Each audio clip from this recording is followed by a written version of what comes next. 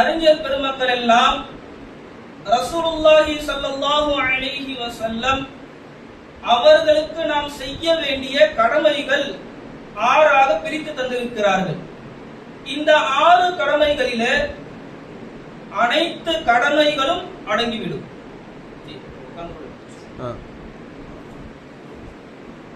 இந்த 6 கடமைகளில அனைத்தும் அடங்கிவிடும்.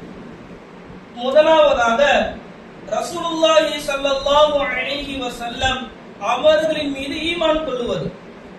நாம் ரசூலுல்லாஹி ஸல்லல்லாஹு அலைஹி வஸல்லம் அவர்களின் மீது ஈமான் கொண்டால் மாத்திரமே நம்மால் ஒரு முஃமினாக இருக்க முடியும். அபூ ஜஹல் போன்றவர்கள் எல்லாம் அல்லாஹ்வின் மீது ஈமான் வைத்திருந்தார்கள். ஆனால் ரசூலுல்லாஹி ஸல்லல்லாஹு அலைஹி வஸல்லம் அவர்களை ஏற்கவில்லை. ஆகவே அவர்கள் காஃபிராக மாறிவிட்டார்கள். அப்போ ரசூலுல்லாஹி ஸல்லல்லாஹு அலைஹி வஸல்லம் அவர்களின் மீது நாம் ஈமான் கொள்ள வேண்டும்.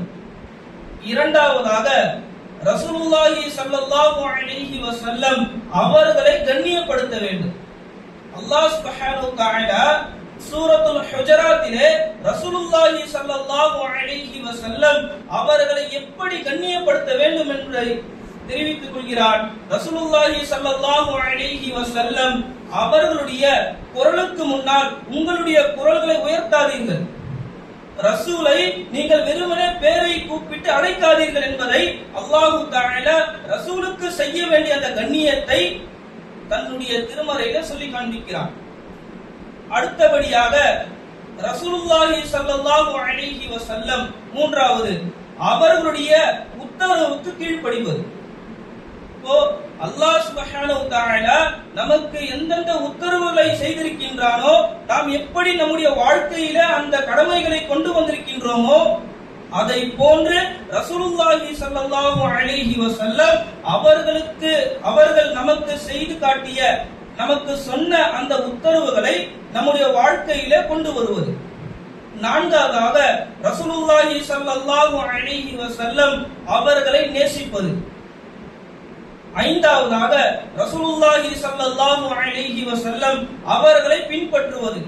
இங்க 2 வித்தியாசங்கள். ரசூலுல்லாஹை நாம் என்ன செய்யணும்? அவர் சொல்லக்கூடிய உத்தரவுகளை பின்பற்ற வேண்டும் மற்றும் ரசூலுல்லாஹி ஸல்லல்லாஹு அலைஹி வஸல்லம் அவர்களை பின்பற்ற வேண்டும். இந்த 2க்கு என்ன வித்தியாசம்? முதலாவது ரசூலுல்லாஹி ஸல்லல்லாஹு அலைஹி வஸல்லம் நமக்கு என்னென்னலாம் சொல்லி இருக்கிறாங்களோ அதை நம்முடைய வாழ்க்கையில கொண்டு வருவது.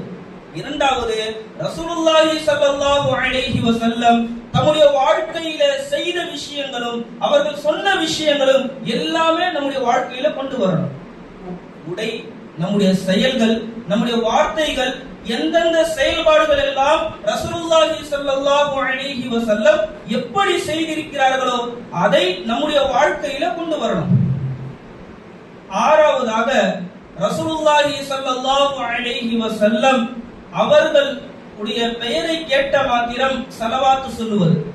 இந்த 6 விடயங்கள் ரசூலுல்லாஹ்வின் மீது நாம் ஈமான் கொள்ளுவது, ரசூலுல்லாஹி ஸல்லல்லாஹு அலைஹி வஸல்லத்தை கண்ணியப்படுத்துவது, ரசூலுல்லாஹி ஸல்லல்லாஹு அலைஹி வஸல்லம் சொல்லக்கூடிய அந்த உத்தரவுகளை நாம் கீழ்ப்படிவது, ரசூலுல்லாஹி ஸல்லல்லாஹு அலைஹி வஸல்லம் அவர்களை